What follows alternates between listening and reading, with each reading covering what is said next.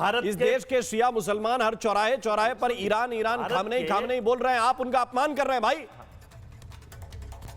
अरे भाई सुन लो जरा भाई, कौन किसका अपमान कर रहा है बताने जा रहा हूं मैं। हाँ बोलिए। आप कहानी मत बताइए, सुन लीजिए। भारत के परिष्कृत तेल का लगभग 40% हिस्सा ईरान से आयात किया जाता है। कौन कह रहा है? 40%। कौन से तेल का? और ये जो हार्म्यूज स्टेट बंद किया है, 40% कौन से तेल का ईरान से आयात किया जाता है? कहां से डेटा लाए? अरे भाई डेटा है पूरा, पढ़ के मुझे बताइए ना, मैं तो पढ़ा लिखा आदमी हूं ना अजय वर्मा, इसीलिए तो यहां बैठा हूं इस कुर्सी पे। मुझे प्लीज बताइए कौन सा 40% तेल हम ईरान से लेते हैं? किसने बताया आपको? पहले जब आपको जब पता हो, सस्ता तेल जब लिया जाता था पहले तो रशा देता था आपसे। अरे भाई मुझे बताइए कि 40% ऑयल कब दिया ईरान ने हमको, और कब हमने लिया? मुझे बताइए आज हम कितना तेल ले रहे हैं ईरान से, कितना परसेंट है? अपना मुद्दा रखा है तो फैक्ट तो सही देंगे ना भाई। अपना मुद्दा रखा है, देखिए फैक्ट तो आपके हों मेरे हों एक ही होंगे। सही ईरान से कितना तेल लेते हैं? जब आप भूमिका बना रहे हैं तो पहले मेरी सुन लीजिए, बाद में सवाल। मैं आपकी बात सुन लूंगा, लेकिन मुझे यह बताइए ईरान से हम कितना तेल लेते हैं, तब तो आगे बढ़ेंगे। अरे भाई मैं आपको सोर्स भी कोट करूंगा, दोनों चीजें बताऊंगा। बताइए। सिक्योरिटीज के अनुसार चीनी रिफाइनरी ईरान द्वारा प्रतिदिन निर्यात का 1.6 मिलियन बैरल तेल, कच्चे तेल का करीब 13% आयात करता है। तो केवल हार्मुज स्टेट में चीन के ही जहाज और चीन के टैंकरों को अलाउ किया हुआ है, और 10 और जहाज गए तो ईरान ने मार दिया। अरे भाई आज विक्रम मिस्त्री आपके क्यों गए साइन करने 7 दिन बाद? पहले दिन क्यों नहीं गए विक्रम मिस्त्री साहब? आज आप क्यों गए? ये आपकी नीति संसार में समझ में नहीं आती है, क्योंकि वो जेफरी एप्स्टीन फाइल का डर है और उसकी वजह से आप सब कुछ सरेंडर कर देंगे, इसलिए विक्रम मिस्त्री गए हैं। ये आपका लॉजिक है। और आपके यहाँ ऑयल, एलपीजी और ऑयल दोनों बढ़ जाएंगे। ये अभी आप केवल शोर मचा रहे हैं कि कुछ नहीं होगा, कुछ नहीं होगा। क्या हाल हुआ है कॉपर का? कहां पहुंच गए? सोने का, चांदी का देख लीजिए। और तो हम क्या करेंगे बताइए ना अजय वर्मा, आप ये कह रहे हैं क्या करेंगे? क्या ईरान पे चढ़ाई कर दें, कि अमेरिका पे चढ़ाई कर दें, कि इजराइल पे चढ़ाई कर दें? क्या करें? युद्ध वो लड़ रहे हैं, उसके खामियाजा हमको भुगतना पड़ेगा। स्वाभाविक है कि तेल की कीमतें बढ़ेंगी। क्या करेंगे वहां पे? आपका स्टैंड ये है कि खामेनेई के लिए शोक संवेदना व्यक्त कीजिए, वो शोक संवेदना व्यक्त कर दी गई। आपका स्टैंड क्या है? आपका स्टैंड क्या है, मुझे क्लियर कीजिए थोड़ा सा। हमारा स्टैंड ये है कि देश की हर छोटे बड़े चुनाव में, हर छोटे बड़े मुद्दे पे, विदेश के छोटे बड़े दौरों में, चाहे वो अपने परम मित्र अडानी को ऑर्डर दिलाने का हो या कहीं दौरे का हो, तो देश के प्रधानमंत्री नेतृत्व करते हैं।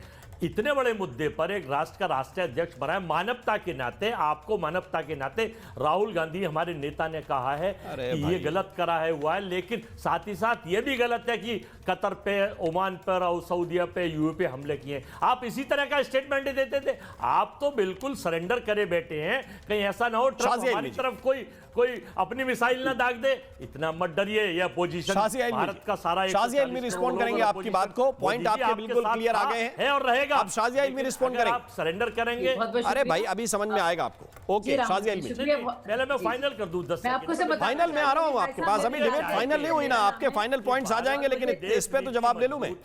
और आपके रिश्ते क्या है अड़ोस पड़ोस के देशों से? जी आदाब अर्ज करूंगी। और आपने ये बोले जा रहे हैं शायद। जी बोले। इनको ये अपने नाम को लेकर काफी कंफ्यूज हो गए। मैं अजय भाई, आपका नाम अजय है, शाज़े नहीं हुआ अभी, तो आपको याद दिलाना चाह रही थी। और 6:25 पर मेरा भी इफ्तार है, तो 6 मिनट ही बाकी रह गए। मुझे लगता है आप एक रोजेदार को थोड़े संजीदगी के साथ और थोड़े तहजीब के साथ सुनेंगे और समझना चाहेंगे कि देश के मुसलमान क्या सोचते हैं। और सबसे पहले तो मैं इस बात से शुरू करूंगी कि भारत का मुसलमान से दुआ करिए कि भारत का मुसलमान। एक मिनट सुन लीजिए ना, गंदगी ना, पॉइंट तो शुरू हो। जी बोलिए। तो भाई साहब, सबसे पहले तो मैं इनको नहीं कह रही हूँ, मतलब इनके जैसे लोगों को मैं कह रही हूँ कि चाहे वो मलेशिया, इंडोनेशिया और फिर भारत का मुसलमान हो, एक चाहे, और उसका मुकाबला कीजिए पाकिस्तान से, अफगानिस्तान से, सीरिया से, सऊदी अरेबिया से, इराक से, ईरान से, यूएई से, दोहा कतर से। तो हम सब जो हैं शुक्रगुजार हैं, पुरसुकून जो है रोजे रख पा रहे हैं, और उसके लिए बहुत बहुत शुक्रिया भारत का, भारत की विदेश नीति का, कि कम से कम कुछ ऐसे मुसलमान हैं जिन्हें इस बात की फिक्र नहीं है कि सर पर बम गिरेगा या मिसाइल। दूसरी बात, कुछ बातें कही गई हैं, मैं उनको दुरुस्त करना चाहूंगी, कुछ गलत बयानी हुई है जी। अगर इतने ज्यादा लोग स्टैंड रखते हैं तो उनको सच भी बोलना चाहिए।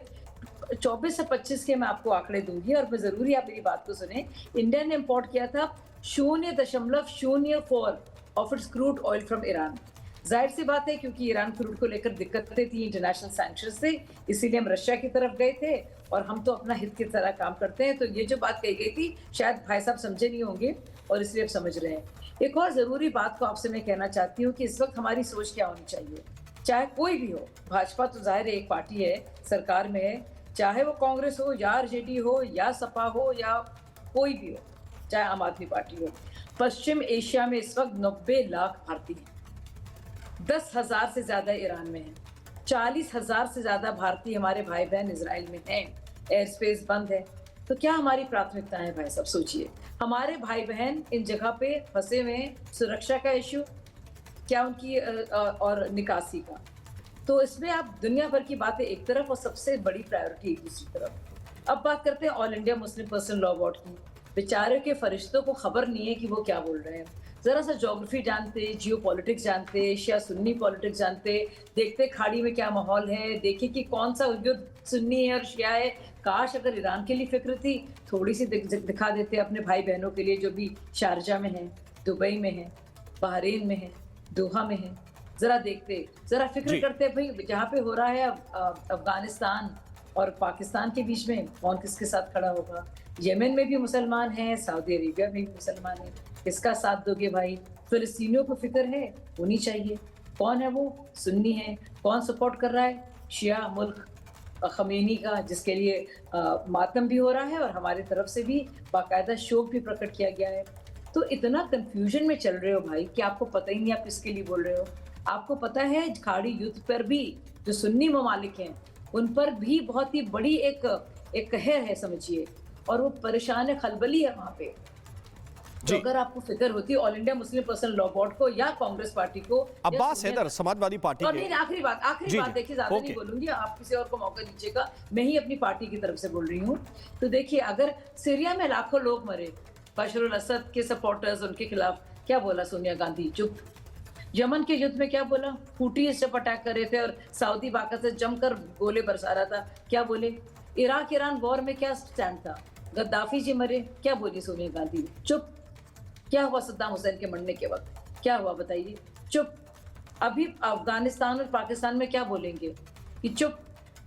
तो कभी ना कभी जवाब देना पड़ेगा। जवाब तभी दे पाएंगे, समझेंगे। उम्मा की बात कर रहे हैं, मुस्लिम क्वेश्चन ही नहीं है वहां पे। It is not Hindus versus Jews और Christians versus Muslims. It is an intra Muslim war going on. The area is fraught and the geopolitical equations are changing rapidly.